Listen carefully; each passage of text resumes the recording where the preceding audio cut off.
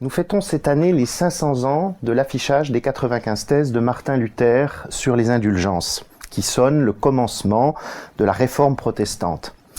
1517 est en effet une année importante dans l'histoire de l'Occident chrétien, et Martin Luther est assurément une figure centrale de l'histoire de l'Église chrétienne d'Occident, qui a influencé de manière déterminante la religiosité occidentale. En 2014, un projet de l'Institut technologique du Massachusetts a étudié quelles étaient les figures de l'histoire mondiale les plus importantes en se basant sur la traduction des articles du site Wikipédia dans différentes langues ainsi que sur leur consultation. Or, dans le domaine religieux, Luther apparaît en 5e position sur environ 520 personnalités d'importance. Il figure après Jésus, Moïse, Mohamed et Abraham, mais très loin devant Paul de Tarse, le roi Salomon et même la Vierge Marie. Et parmi les personnes qui ont compté dans l'histoire de l'Allemagne, seuls Einstein, Bach et Beethoven le dépassent, alors qu'ils laissent loin derrière Karl Marx et Goethe. C'est donc dire l'importance du personnage Martin Luther, à la fois pour l'histoire religieuse mondiale, mais aussi, plus modestement, pour l'histoire de l'Allemagne. Lorsqu'on s'intéresse à la place de Martin Luther dans l'histoire religieuse de l'Occident et à la réforme protestante plus largement, la première question finalement que l'on rencontre, c'est celle qui est définie classiquement sous le nom de cause de la réforme. Quelles sont au fond les causes de ce mouvement réformateur qui commence avec Luther au XVIe siècle? Cette question reste aujourd'hui très débattue parmi les historiens. Pendant de très nombreuses années, et même des siècles, la thèse classique de l'historiographie, principalement protestante, c'était celle des abus. C'est-à-dire qu'on mettait en cause les abus qui avaient cours dans l'Église médiévale. On dénonçait le nombre de prêtres qui vivaient en concubinage, ces ecclésiastiques qui étaient plus soucieux de leur prébende, de leur enrichissement personnel que de l'âme et du sort de l'âme des fidèles. Bref, l'Église de la fin du Moyen-Âge était souvent décrite un peu comme la Rome des Borgia dans le roman d'Apollinaire. Or, on sait aujourd'hui que cette explication de la réforme par les abus de l'Église médiévale ne suffit pas. Un simple élément permet de montrer que ça n'est pas suffisant pour expliquer la réforme, c'est que bon nombre de ceux qui, à la même époque que Luther, dénoncent les abus, vont rester dans l'Église traditionnelle et ne vont pas rejoindre les rangs de la réforme. Et puis on sait aussi, depuis maintenant pas mal d'années et plusieurs études, que beaucoup d'ecclésiastiques, beaucoup de prélats et de responsables au sein de l'Église médiévale se soucient de leurs églises, des paroisses, et commandent des visites de ces paroisses pour tenter de mesurer la situation et de proposer des réformes. Mais en même temps, la réforme protestante n'apparaît pas non plus comme un coup de tonnerre dans un ciel bleu, comme on a souvent, dans l'historiographie catholique, tenté de le montrer pendant de très nombreuses années. En fait, plutôt que de parler de cause de la réforme, il serait sans doute plus judicieux de réfléchir et d'essayer de voir quel est, au moment où Luther apparaît sur la scène religieuse occidentale, quel est le climat religieux, culturel de l'Occident chrétien. Pour une raison toute simple, c'est que la logique des causes induit l'idée qu'il y a au fond une sorte de mouvement inéluctable qui conduit nécessairement à Luther. Or, quand on étudie les faits d'un peu plus près, on se rend compte que la contingence, le hasard, a aussi joué son rôle, et c'est ce que on va essayer de voir maintenant. Ce qu'il faut bien comprendre, c'est que Luther n'entend pas créer une nouvelle Église, ni même d'ailleurs simplement réformer celle dans laquelle il vit. Pour Luther, il ne peut pas, au moment où il entre dans sa vie religieuse, y avoir d'autres églises que celle dans laquelle il vit, puisque l'église médiévale en Occident, c'est en quelque sorte la société. Être chrétien, c'est être un membre de la société occidentale, et être un membre de la société occidentale, c'est presque nécessairement être chrétien et membre de cette église. Le statut de chrétien, à cette époque-là, s'acquiert en définitive par la naissance et par le baptême. D'où, finalement, la question, quelle est cette église à laquelle Martin Luther, dont Martin Luther fait partie. L'église que connaît Luther prend ses formes institutionnelles et théologiques, grosso modo, au XIIIe siècle, et en particulier sous le pontificat d'un pape qui compte énormément dans le devenir de l'Église chrétienne d'Occident, le pape Innocent III. Une des premières choses que pose Innocent III, c'est l'identification du pape, du souverain pontife, comme vicaire du Christ. Pour Innocent III, à partir d'Innocent III, le pape est le représentant unique terrestre du Christ et exerce sur l'Église la seigneurie du Christ. Je cite ce texte d'Innocent III. De même qu'entre Dieu et les hommes, il n'y a qu'un seul médiateur, Jésus-Christ fait homme, lui qui, rétablissant la paix entre le ciel et la terre, démantelait le solide appareil de leur division et rétablissait entre eux l'unité, de même, il n'y a dans son Église qu'une tête, commune à tous, tenant de lui son pouvoir et l'exerçant pour lui, en l'occurrence, celle du souverain pontife. L'autre élément qu'Innocent III met en place, c'est la suprématie du pape, et donc de Rome, sur l'intégralité de la chrétienté occidentale. Les princes, d'après ce que produit comme réflexion et comme texte canonique Innocent III, tirent en effet leur pouvoir de l'autorité du pape qui domine la chrétienté. Au prince, donc, le pouvoir, la puissance, le bras armé. Au pape, l'autorité, c'est-à-dire le droit de décider où et quand cette puissance, pouvoir des princes peut être exercée. Et puis, troisième élément, fondamental aussi, c'est la définition, sous le pontificat d'Innocent III, d'un certain nombre d'éléments concernant les sacrements de l'Église. Et c'est là un élément très important, là aussi pour comprendre ce contre quoi la réforme va se dresser. Les sacrements qui lient les fidèles du berceau jusqu'au cercueil à l'institution de l'Église permettent en effet aux croyants d'avoir part à l'événement du salut qui est advenu en Jésus-Christ.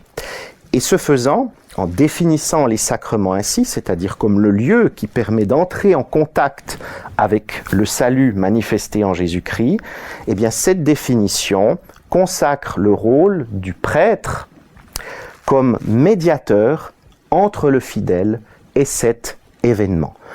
Il n'y a pas de sacrement dûment célébré s'il n'est pas célébré par un prêtre dûment consacré. Donc on voit que c'est la participation à un sacrement administré par un type d'acteur ecclésiastique spécifique qui exerce un pouvoir spécifique, en l'occurrence le prêtre, qui fait la participation à l'événement du salut et non pas la conviction personnelle de l'individu. Là encore, la réforme va créer un changement de taille.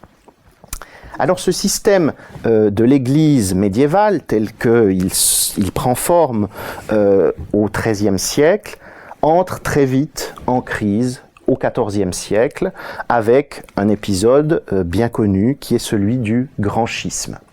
Au moment du Grand Schisme, qui dure de 1378 à 1415-1417, la chrétienté occidentale qui n'était censé n'avoir qu'une tête, va se diviser entre 2 papes, puis, au fur et à mesure qu'évolue la controverse, entre 3 papes, en fonction des allégeances des princes à tel ou tel pape. Et cette situation, bien évidemment, suscite un grand nombre de réactions, puisque Innocent III l'avait dit, la chrétienté est un corps qui n'a qu'une tête, dès lors que ce corps a plusieurs têtes, ce n'est plus le corps du Christ, mais c'est un monstre. Et donc, beaucoup de théologiens vont chercher à comprendre cette réalité, et certains n'hésiteront pas à dire que cette division est le résultat de l'œuvre du diviseur par excellence, du diabolos, c'est-à-dire du démon, du diable. C'est ce qui fait que certains théologiens, comme l'anglais John Wycliffe, vont remettre en cause la suprématie du pape sur la chrétienté, son rôle politique, et vont plaider pour une église dans laquelle le pouvoir, finalement, est plus partagé, non pas par les fidèles, mais en tout cas par des assemblées, par des conciles. Les thèses de Wycliffe vont faire des émules, et en particulier un, c'est le théologien, recteur de l'université de Prague, Jan Hus, qui est bien vite accusé d'hérésie, parce qu'il critique bien évidemment l'institution pontificale.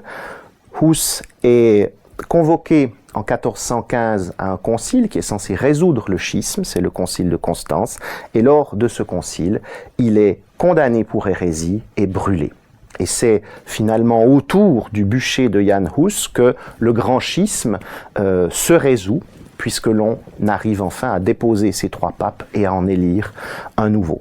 Alors on pourrait penser bien évidemment que cette crise était une affaire passagère, mais on voit qu'à travers tout le XVe siècle, la volonté de réforme de l'institution continue de marquer les esprits. Parallèlement à ça, il faut aussi relever que la chrétienté occidentale connaît une crise de société extrêmement forte. Au XIIIe siècle, on est à une époque de forte croissance démographique. À partir du XIVe, cette courbe démographique va reculer sous l'effet d'épidémies, de famines. Et parmi les épidémies, bien sûr, il faut mentionner la grande peste de 1348-1349, qui emporte, selon les estimations, 30 à 40% de la population occidentale. Bien évidemment, ces crises de société qui rendent la mort plus présente dans l'esprit des gens contribuent aussi à une transformation des représentations culturelles, en particulier celle de la mort, puisque désormais la mort dans les représentations picturales est marquée par la déchéance physique, par la décomposition des corps.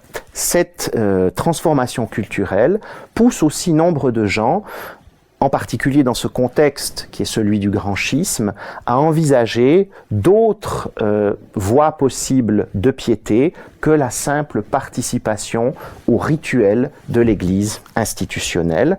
Et c'est pourquoi nombre de mouvements commencent à se développer à cette époque-là, qui mettent en évidence la nécessité d'une piété du cœur, d'une spiritualité plus personnelle, plus individuelle. Alors tout ça ne veut pas dire, je l'ai dit en introduction, que les responsables de l'Église de cette époque ne se soucient pas de leur paroisse. Et l'on le voit au fait que nombre d'évêques continuent d'essayer de réformer à leur niveau la vie de leurs églises, et c'est ce qui fait que finalement l'idée de réforme, même à un niveau local, est déjà présente dans la chrétienté dès le XIVe siècle, et c'est ce qui a fait dire à l'historien Pierre Chaunu que, au fond, avec le XIIIe siècle commence un temps qui est celui, non pas de la réforme protestante, mais des réformes, la réforme protestante n'étant qu'une manifestation, parmi d'autres, de cette volonté de réforme. Alors une question qui pourrait bien évidemment se poser, c'est de savoir, mais au fond, que faisaient les théologiens, ceux qui étaient censés penser la foi chrétienne à cette époque-là? Est-ce qu'ils étaient préoccupés finalement de cette situation? À l'époque de Luther, il y a au fond deux façons de faire de la théologie, soit que l'on appartienne à ce que l'on appelle la via antiqua, la voie ancienne, ou à la via moderna, la voie moderne. La via antiqua, elle se développe à partir, elle aussi, du XIIIe siècle, avec la redécouverte d'Aristote et l'application de sa philosophie dans le champ de la théologie. Alors pourquoi cet attrait pour Aristote, que l'on constate par exemple chez un Thomas d'Aquin? Eh bien parce que Aristote, c'est au fond un outil intellectuel qui permet de construire un système des connaissances et une explication du monde dans une forme d'harmonie entre la foi et la raison. Et d'une certaine façon, la théologie de la via antiqua, ceux qu'on va appeler les thomistes, qui se réclament de Thomas d'Aquin, c'est une théologie optimiste qui est marquée par ce grand siècle finalement qu'est le XIIIe siècle. Puis de l'autre côté, il y a la Via Moderna, avec son penseur phare, qui est Guillaume d'Occam, qui, elle, se développe à partir du XIVe siècle. Pour Occam, et contrairement à ce que l'on a chez Thomas d'Aquin, Dieu est inaccessible et ne révèle de lui finalement que ce qu'il a envie de révéler.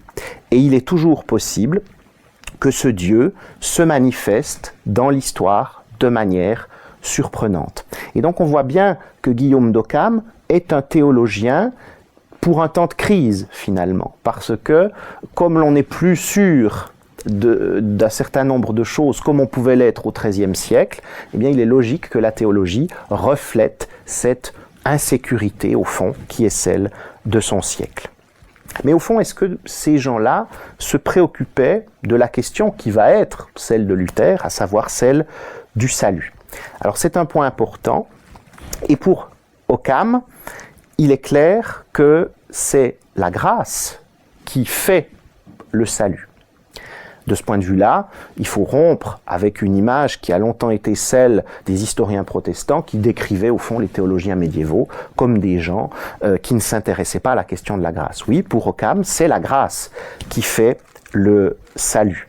Mais en même temps, Occam affirme que l'être humain, le croyant, peut se préparer à la grâce. Et ses disciples vont beaucoup insister sur cette idée au travers d'une expression qui va faire, des émules, c'est l'expression « facere quod inse est », faire au fond de son mieux.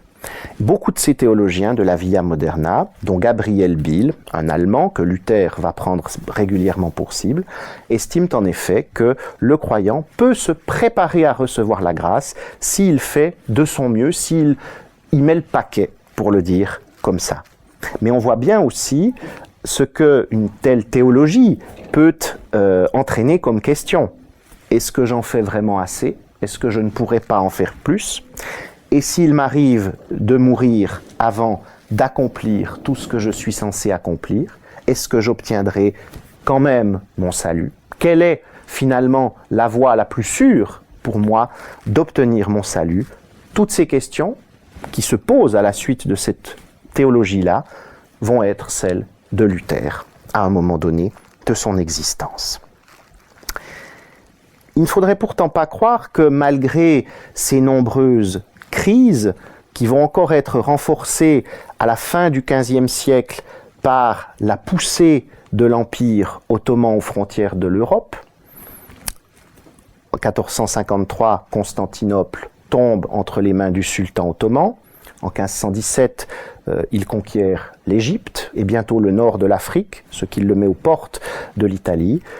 Le sultan d'ailleurs ira en 1529 jusqu'à pousser sous les murs de Vienne. Il ne faut pas croire donc que malgré ces nombreuses crises qui se renforcent à la fin du XVe siècle, le climat est totalement sombre.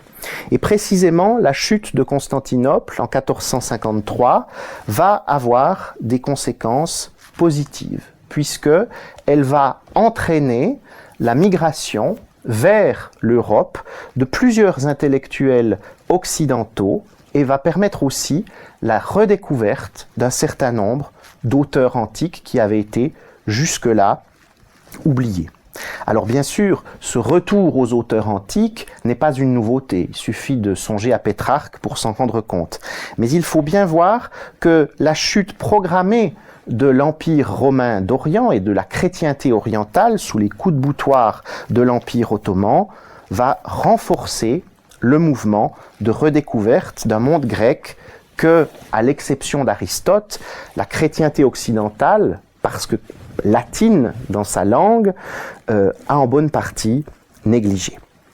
Et cette redécouverte des auteurs antiques va aboutir à la constitution d'un courant de pensée, de réseau d'intellectuels, d'une véritable sociabilité qui est celle de ce que l'on appellera bientôt l'humanisme, avec toute une série d'auteurs qui vont s'intéresser à la redécouverte, à la mise à jour, au fond, des auteurs de l'Antiquité latine, mais surtout grecque. Et ces auteurs, que l'on trouve d'abord dans l'Italie du Quattrocento, on va bientôt les trouver aussi dans l'Europe du Nord. Ils ont pour nom Thomas More et John Colet en Angleterre, Jacques Lefebvre d'Étaples en France, et bien sûr Erasme de Rotterdam, le prince des humanistes.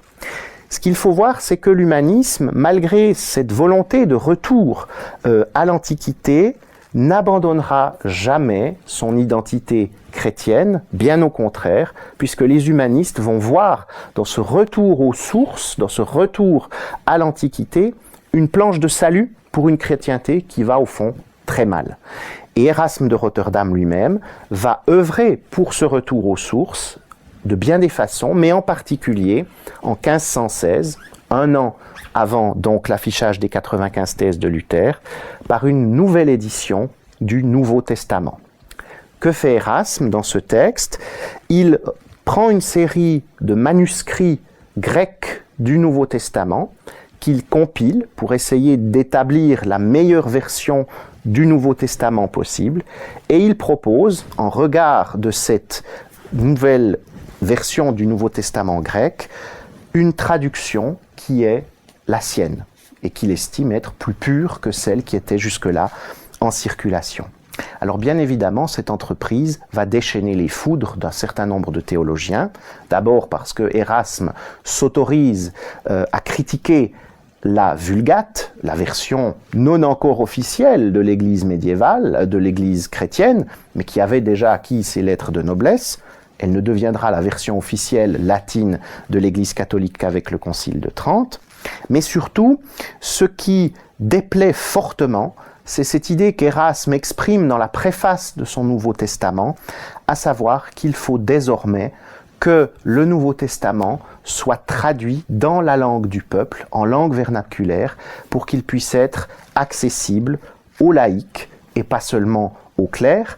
Et Erasme va très loin dans cette idée, puisqu'il dit il faudrait que les femmes, les Irlandais, les Écossais, c'est-à-dire ceux qui vivent à la périphérie de l'Europe, mais aussi les Turcs, puissent y avoir accès. Et ça, c'est quelque chose qui va à la fois déchaîner les passions d'un certain nombre de représentants de l'Église traditionnelle qui ne veulent pas en entendre parler, mais aussi les passions positives de bien des auteurs, parmi lesquels on compte bon nombre de réformateurs protestants, à commencer par Luther.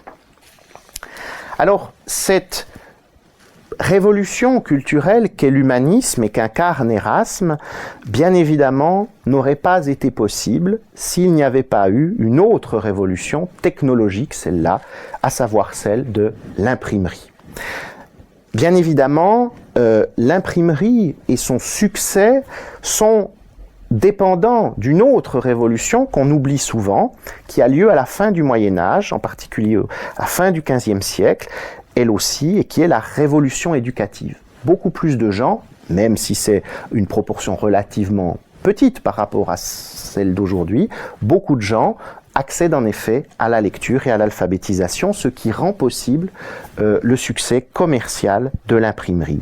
Reste que l'invention de l'imprimerie en Occident, à la fin du XVe siècle, constitue bien une révolution médiatique qui impose un parallèle, à bien des égards, avec l'invention d'Internet à la fin du XXe siècle.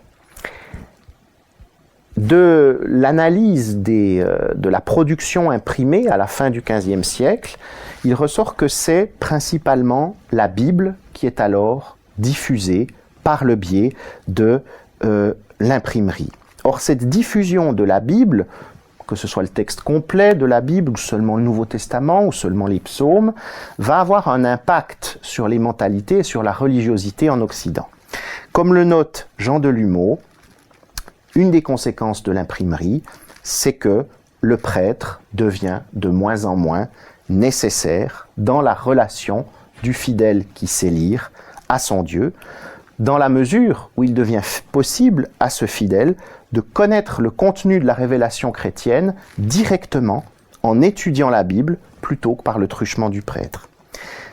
Donc on voit bien que le savoir tiré des livres, et en particulier de la Bible, pénètre progressivement davantage dans les milieux domestiques et rend possible une orientation finalement individuelle, ou en tout cas familiale, de la piété, des opinions religieuses, et puis aussi progressivement des opinions politiques et sociales, même si on est encore loin de l'opinion publique qui va se développer, lui, au XVIIIe siècle. Pour ce qui est de l'écrit, plus largement, l'imprimerie, un peu comme Internet finalement, permet une diffusion et une préservation beaucoup plus grande des textes, de même qu'elle va engendrer une accélération de la communication et un décloisonnement de cette dernière. Donc ce n'est pas seulement, ou ce n'est plus seulement par le biais des lettres ou bien d'ouvrages reproduits patiemment par des moines dans des scriptoriums que les intellectuels peuvent faire connaître leurs idées, mais c'est d'abord par le biais de traités qui sont imprimés, très largement diffusés, et qui bientôt peuvent être réimprimés et à nouveau diffusés beaucoup plus loin. Donc on a un phénomène qui correspond un peu à celui qu'on connaît aujourd'hui à propos des changements de mode de communication avec Internet. Et cette transformation des modes de communication, c'est un des éléments centraux qui permettent d'expliquer la percée finalement de la réforme de Luther. Comme le note l'historien Thomas Kaufmann, il est difficile de surestimer la signification de cet aspect, l'imprimerie, pour la naissance du mouvement réformateur et pour le succès de Martin Luther.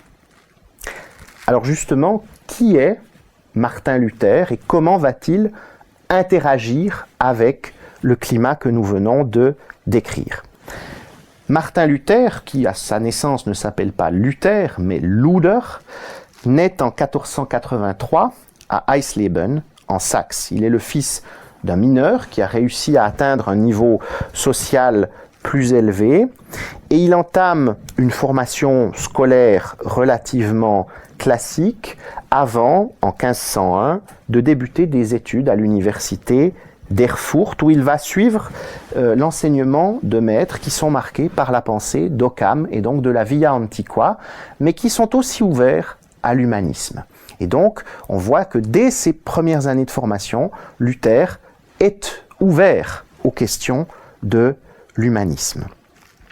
Son père le destine au droit, mais, contre toute attente, en 1505, Luther entre au couvent des Augustins d'Erfurt.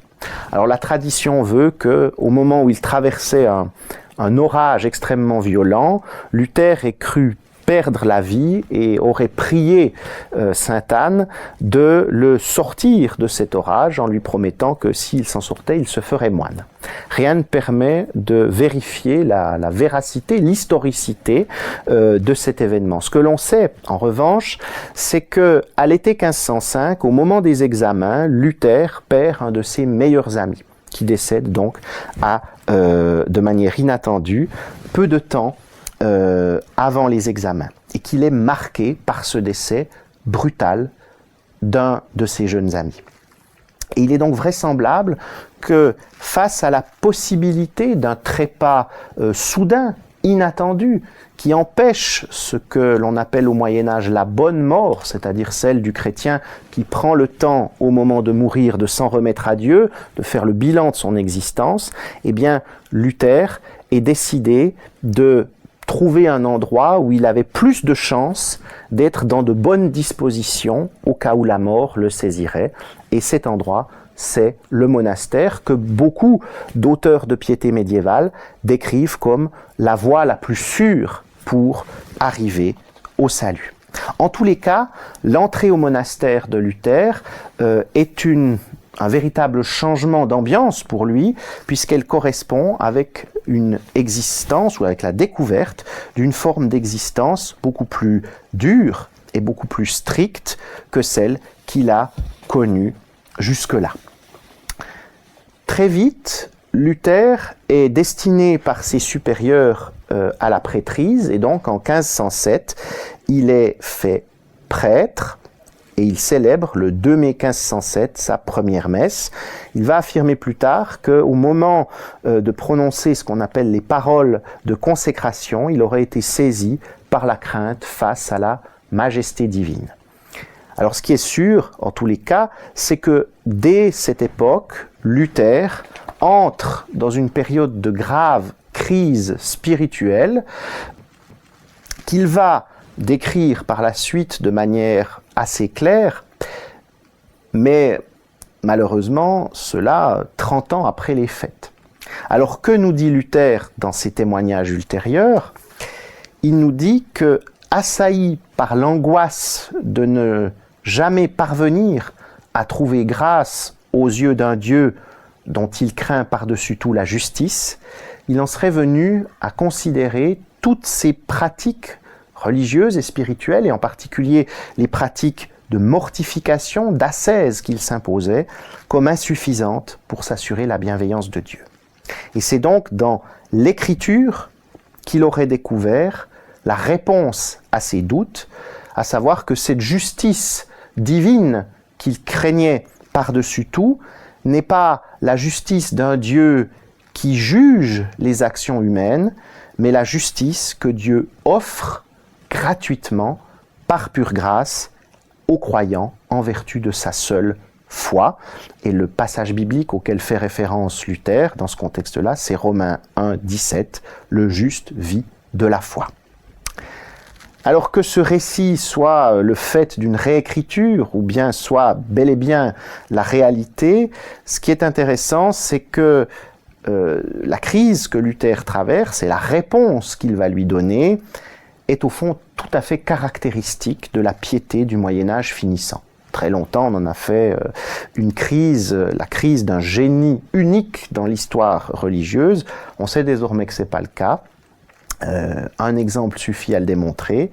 C'est la crise que traverse la même année un autre ecclésiastique, Gasparo Contarini, qui, quelques années plus tard, sera lui l'un des grands cardinaux de l'Église catholique. Donc on voit bien que Luther n'est pas original. Là où en revanche cette crise et la réponse que Luther y donne, ou qu'il dira lui avoir donné, est importante, c'est qu'elle marque le début d'un long processus de maturation intellectuelle, théologique et spirituelle. Et on vérifie cette évolution dans les différents cours que Luther va donner à l'université de Wittenberg à partir de 1512, parce que ses supérieurs estiment qu'il doit faire une carrière universitaire.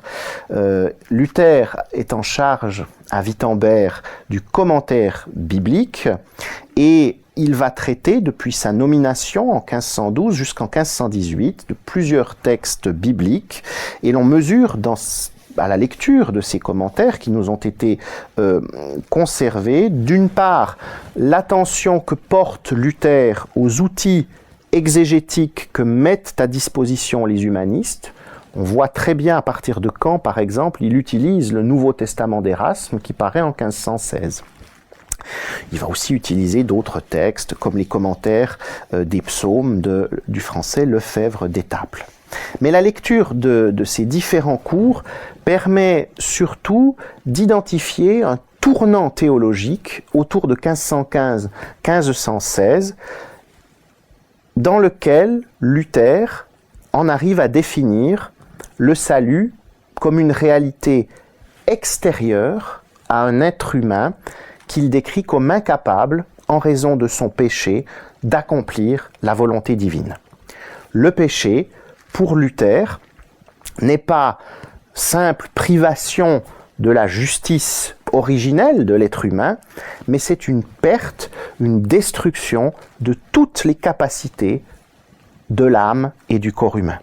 Je le cite dans son commentaire de l'Épître aux Romains de 1515-1516, texte fameux, dans lequel Luther écrit « L'homme est courbé, recroquevillé sur lui-même, incurvatus in se en latin, au point d'infléchir vers lui-même non seulement les biens corporels, mais encore les biens spirituels, et de se chercher lui-même dans tout. Or cette courbure est maintenant devenue naturelle, c'est un vice et un mal naturel. » On voit bien donc que, ce faisant, pour Luther, dans la radicalité de son propos, s'oppose désormais à l'idée selon laquelle l'homme aurait en lui les moyens de se préparer à la grâce. Rien ne peut tirer l'être humain de son péché, si ce n'est la grâce et donc l'action divine. Donc il y a déjà là, avant même les 95 thèses de Luther, une forme d'opposition à la théologie de la Via Moderna et d'auteurs comme Occam et Gabriel Biel. Alors bien sûr, Luther appartient à un ordre monastique, les Augustins, qui se réclament d'un autre théologien, qui est le père de l'Église, Augustin d'Hippone, qui lui avait déjà insisté de la sorte sur la grâce.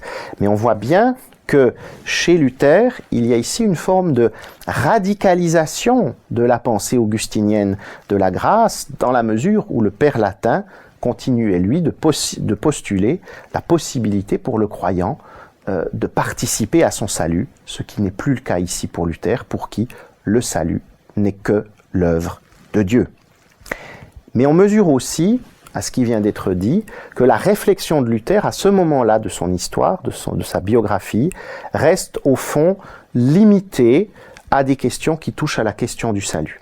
Il n'est pas encore ici question de réfléchir à ce qu'est l'Église, à ce qu'il faudrait pour la réformer, ni non plus à ce que sont les sacrements. Pour que Luther en arrive à ces réflexions, il va falloir une crise qui est celle des indulgences. Ce qui fait que Luther va développer sa réflexion théologique en intégrant bientôt la question de l'Église et des sacrements, c'est une crise qui s'ouvre en 1517, la fameuse crise des 95 thèses. En octobre 1517, Luther diffuse en effet 95 thèses portant sur les indulgences et leurs pratiques. Alors qu'est-ce que c'est au fond qu'une indulgence ? Souvent, on entend dire qu'une indulgence permettait de sortir de l'enfer et de gagner le paradis contre monnaie sonnante et trébuchante, mais c'est au mieux une exagération que de le dire ainsi. En fait, les indulgences, au départ, concernaient des œuvres pieuses qui permettaient aux fidèles d'échapper et d'absoudre les peines terrestres infligées par l'Église. Donc ça ne concernait que les peines que le fidèle devait accomplir dans sa vie terrestre. La compréhension des indulgences va pourtant évoluer grâce à l'émergence d'un concept qui est celui du purgatoire. L'idée va en effet émerger que les indulgences pouvaient aussi concerner les peines qui étaient infligées aux défunts dans ce lieu-là et qui donc leur permettait de réduire le temps qu'ils devaient passer dans ce lieu avant de gagner le paradis. Et au fil du temps, eh bien, l'Église a compris finalement le potentiel pécunier que recelait cette logique des indulgences. Et donc, on va progressivement remplacer l'accomplissement d'une œuvre pieuse par le versement d'une somme d'argent, même s'il est toujours exigé du fidèle qu'il passe par tout un processus de confession et d'absolution de ses fautes sous la conduite d'un prêtre. Il faut toutefois dire qu'en 1517, c'est-à-dire au moment où Luther s'en prend aux indulgences, le succès de leur vente commence sérieusement à décliner. On le voit en particulier en Allemagne, où les consignes qui sont adressées aux vendeurs d'indulgences par leur hiérarchie insistent beaucoup sur le fait qu'il faut convaincre les fidèles que c'est l'occasion unique d'extirper leurs proches décédés des tourments du purgatoire. Et donc on comprend que cette pratique, non pas tellement dans sa conception, mais dans précisément la façon dont elle est appliquée, ait pu choquer Luther, qui venait, quelque temps auparavant, de découvrir le message de la grâce absolue, de la totale gratuité du salut. Il faut tout de suite préciser que lorsque Luther s'en prend aux indulgences, il n'entend pas susciter un mouvement populaire. Les 95 thèses sont rédigées en latin. Elles ne s'adressent donc qu'à un public extrêmement restreint. Par ailleurs, elles sont formulées selon des canons très universitaires. Donc on voit bien que ce que Luther veut, c'est susciter un débat théologique entre spécialistes, entre membres de l'université. Il ne faut pas non plus surestimer la portée de ces critiques. Beaucoup d'historiens, catholiques d'ailleurs, qui se sont intéressés à ces thèses, ont montré que leur contenu était relativement orthodoxe pour l'époque. Ce qui va déchaîner la critique, c'est à la fois le ton de Luther, qui n'hésite pas à dire « il faut que le pape fasse ceci ou cela », mais c'est aussi et surtout une série de questions que pose Luther dans ses 95 thèses. Pourquoi est-ce que le pape ne libère pas directement toutes les âmes du purgatoire plutôt que de les faire payer? Pourquoi, si le salut est offert gratuitement comme nous l'apprend l'Évangile, est-ce que l'on continue à dire des messes pour les morts? Pourquoi est-ce que le pape ne renonce pas à construire la basilique Saint-Pierre de Rome pour offrir le salut aux fidèles plutôt que d'encaisser leur argent? Mais ce qui va surtout se révéler déterminant, c'est l'insistance de Luther dans les 95 thèses sur le fait que le vrai et le seul trésor de l'Église, c'est le Christ. Et que plus que la pratique de la pénitence, c'est-à-dire le fait d'aller à confesse, de recevoir l'absolution et de payer une indulgence, c'est la réalité intérieure de cette pénitence qui est centrale. Pour Luther, la pénitence, c'est d'abord une haine de soi qui est fondée sur la reconnaissance de l'être pécheur du croyant. Le pape, nous dit Luther dans ses 95 thèses, n'est donc pas en mesure de remettre les peines affligées par Dieu. Seul Dieu en est capable. Et donc très vite, ce texte, ces 95 thèses, dont on ne sait d'ailleurs pas s'il les a véritablement affichées, mais dont on sait en tout cas qu'il les a diffusées, vont engendrer une polémique aux implications bien plus larges que celles que Luther escomptait. On sait qu'en décembre 1517, elles sont réimprimées à Bâle et que dès 1518, elles le sont à Nuremberg. On voit déjà le fonctionnement de l'imprimerie intervenir. Elles vont être relayées bien vite par de nombreux pamphlets et bientôt elles vont être transmises à Rome par les responsables de la campagne des indulgences en Allemagne qui s'inquiètent des critiques de Luther et des conséquences de ces critiques sur la vente elle-même des indulgences. En octobre 1518, le pape lui-même, qui s'inquiète de cette situation, diligente en Allemagne un grand prince de l'Église, qui est aussi un grand théologien, le cardinal Thomas de Vio, dit Cajetan, pour tenter de ramener Luther à la raison. Cajetan, c'est probablement le premier à s'être rendu compte du potentiel explosif des idées de Luther. En effet, on dispose de ces notes de lecture d'un certain nombre de textes de Luther qui montrent qu'il a été rapidement persuadé du fait que la fondation de la certitude de la foi dans la seule parole du Christ, ce que dit Luther dans les 95 thèses, s'oppose frontalement avec l'idée selon laquelle le salut est fondé dans l'agir de l'Église. Cajetan a donc vu que d'un côté, pour Luther, c'est la foi en la parole du Christ manifestée dans les Écritures, alors que pour l'Église traditionnelle, c'est la foi dans l'action de l'Église à travers les sacrements. Donc Cachetan voit bien où se situe le problème, et on comprend donc que leur échange qui a lieu à Augsbourg en octobre 1518 tourne vite court et aggrave encore la confrontation entre Luther et l'Église. Cette confrontation est d'autant plus violente qu'en 1519 a lieu une dispute universitaire entre Luther et le théologien Jean Eck, qui en fait tourne très vite au procès, puisque Eck déporte subtilement la discussion avec Luther sur la question de l'autorité du pape au sein de l'Église et pousse Luther à défendre des thèses qui sont très proches de celles de Wycliffe et de Jean Hus, qui avaient été condamnés un siècle plus tôt. Eck finira en effet cette discussion en disant « Eh bien, mon cher Luther, tu viens de donner la preuve que tu es un hérétique. » En conséquence, le 2 mai 1520, Eck et Cachetan sont chargés par le pape de rédiger une bulle qui aura pour nom Exsurge Domine, qui menace Luther d'excommunication.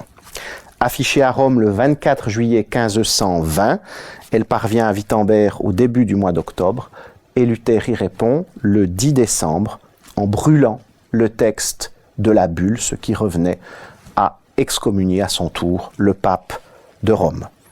En conséquence, en janvier 1521, Luther et tous ses sectateurs sont officiellement excommuniés par une nouvelle bulle qui a pour nom Decet Romanum Pontificem. Tout au long de la crise, les idées de Luther, et c'est un élément extrêmement important, ont été diffusées de manière extrêmement large, et ce, bien au-delà des frontières de l'Empire allemand, en Suisse, aux Pays-Bas, en France et en Angleterre. Alors il y a plusieurs raisons à cette diffusion, à ce succès du message de Luther. D'abord, Luther lui-même n'est pas exempt de responsabilité dans cette diffusion de son message, puisque très vite, il va commenter ces 95 thèses, commenter les réactions aux 95 thèses, critiquer les critiques, etc., etc., en se lançant dans une entreprise littéraire qui le pousse bientôt à quitter le latin académique pour l'allemand, pour la langue du peuple, et à passer d'un langage policé, universitaire, à un style parfois gouailleur, voire même satirique, à destination d'un public très large. Et on voit bien à ces textes la capacité qui était celle de Luther d'utiliser différents niveaux rhétoriques, différents modes d'expression. D'ailleurs, Luther n'hésitera pas à aller jusqu'à jouer sur le sentiment d'orgueil national allemand en dénonçant auprès de ceux qu'il appelle ses chers Allemands le pape italien vivant à l'aise dans son château romain. Bien sûr, deuxième explication, le message luthérien ne se serait pas diffusé s'il n'avait pas été relayé par d'autres écrits. Et c'est là qu'il faut mentionner ce que l'on appelle la guerre des Flugschriften, c'est-à-dire ces imprimés non reliés au petit prix de vente qui étaient rédigés en langue vernaculaire. Alors l'objectif des auteurs de ces pamphlets, de ces libelles, n'est pas de susciter la réflexion théologique autour des thèses de Luther, mais plutôt de jouer sur les sentiments et les convictions religieuses de ceux qui les lisent, et ce au travers de formes littéraires extrêmement variées, prédications, dialogues fictifs, lettres ouvertes. Le nombre de ces imprimés est extrêmement significatif. On estime ainsi qu'entre 1521 et 1525, la moitié des environ 10 000 libelles qui sont publiées entre 1500 et 1530, soit 5 000 libelles, sont publiées autour de l'affaire Luther. Donc c'est un chiffre extrêmement important, et quand on sait que l'un de ces pamphlets était généralement tiré à 1000 exemplaires, on mesure la diffusion de ces textes. D'autant plus que ces textes, bien sûr, étaient d'abord destinés à ceux qui savaient lire, mais on possède aussi de très nombreux témoignages qui montrent qu'ils étaient lus en public, très régulièrement, du haut de la chaire, dans les maisons, dans les tavernes, etc. Et enfin, ces textes étaient souvent illustrés, ce qui là aussi permettait une communication auprès de ceux qui ne savaient pas lire. Donc on voit bien à cet élément que l'imprimerie joue un rôle extrêmement important dans le relais des idées de Luther, pas seulement à travers ce qu'écrit Luther, mais aussi de ce que les gens en font.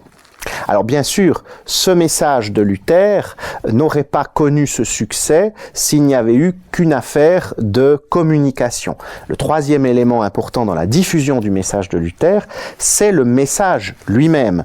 Luther, en effet, en appelle, de manière très novatrice pour l'époque, à la conscience des individus. Il n'hésite pas à écrire, il vous faut décider maintenant pour ou contre mon message, parce qu'il en va de votre salut. Il écrira ainsi quelques années plus tard dans un de ses traités, « Chacun court son propre risque en choisissant sa manière de croire, et chacun doit veiller lui-même à ce que sa foi soit correcte. » Bien évidemment, cette prédication, ce ton extrêmement fort, va engendrer un mouvement extrêmement large qui dépasse et de loin les frontières de l'Allemagne. Reste que les circonstances politiques allemandes jouent un rôle aussi dans le développement de la réforme de Luther. Et c'est là qu'on retrouve ce que je disais en introduction, à savoir la contingence. En effet, le pouvoir impérial allemand à cette époque-là est relativement fragile, parce que le vieil empereur Maximilien veut faire élire son petit-fils comme roi des Romains, ce qui lui ouvrira la porte du trône impérial à sa mort, et donc il est obligé de ménager un certain nombre de responsables politiques allemands, dont le duc de Saxe, qui protège Luther. C'est ce qui fait que pendant ces années 17, 18, 19, le message de Luther va pouvoir se répandre sans que le pouvoir impérial n'y mette son nez. En 1519, pourtant, les choses changent. Maximilien meurt. Charles, le petit-fils, accède au trône impérial sous le nom de Charles Quint, et très vite Charles Quint se révèle comme un opposant extrêmement fort de Luther. Le 6 mars 1521, Luther est même convoqué par le nouvel empereur pour s'expliquer devant la diète impériale qui se tient à Worms. Alors Luther est convaincu qu'il va pouvoir s'expliquer et montrer qu'il n'est pas hérétique, mais très vite il s'aperçoit que ça n'est pas le cas et que ce qu'on lui demande, c'est de révoquer ses idées. Après une nuit de réflexion, Luther va se présenter devant l'empereur et après avoir justifié son propos, au moment où on lui demande une nouvelle fois « Est-ce que tu es prêt à révoquer tes idées ?», il répondra qu'il ne peut révoquer ses idées que si on lui démontre par la conscience ou par la raison ou par les Écritures qu'il s'est trompé.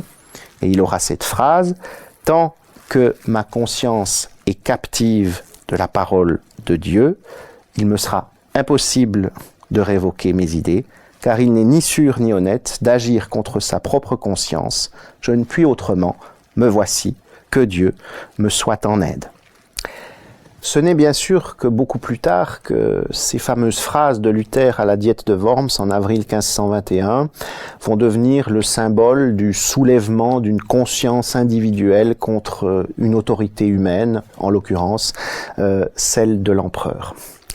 Il n'en reste pas moins qu'avec ces événements, qui vont bien évidemment en engendrer d'autres, puisque la réforme initiée par Luther va se répandre en Suisse, en France, en Angleterre, en Europe de l'Est, Luther met un terme, sans le vouloir, à l'unité de la chrétienté occidentale. Jamais plus cette unité, qui avait été imposée progressivement, ne sera refaite. Bien évidemment, d'un certain point de vue, c'est quelque chose qui peut être déploré, puisque l'unité du corps du Christ a été déchirée. Ce serait la lecture théologique de l'événement, ou une certaine lecture théologique. Mais on peut aussi avoir une autre lecture, qui est celle de l'histoire sur le long terme. Parce qu'au fond, ce que Luther a fait, sans le vouloir, au travers de son action et de sa pensée, c'est mettre en avant un principe qui va se révéler déterminant, celui de la foi comme moteur de toute religiosité. En définissant la foi comme l'origine du salut, c'est-à-dire en affirmant que ce n'est pas sur la participation à des actes, à des rituels que repose le salut, mais sur une conviction individuelle, personnelle, subjective que repose ce salut, eh bien Luther a finalement ouvert, sans le vouloir, le chemin vers la modernité religieuse.